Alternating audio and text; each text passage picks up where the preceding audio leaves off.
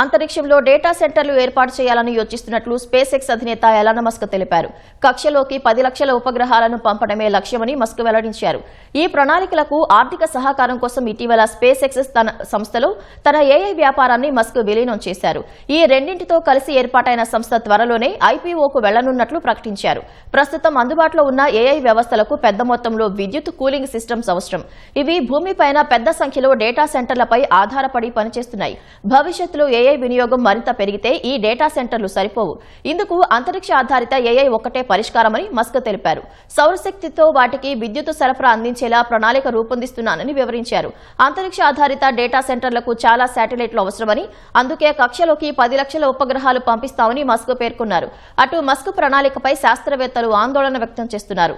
ఉపగ్రహాల సంఖ్య పెరిగితే చాలా సమస్యలు ఎదురవుతాయని, కక్షలో ఉపగ్రహం విఫలమైతే అది ఇతర శాటిలైట్లను ఢీకొట్టే ప్రమాదం ఉంటుందని అంచనా వేశారు. అంతరిక్ష వ్యర్థాలు భారీగా పెరిగిపోతాయని తెలిపారు.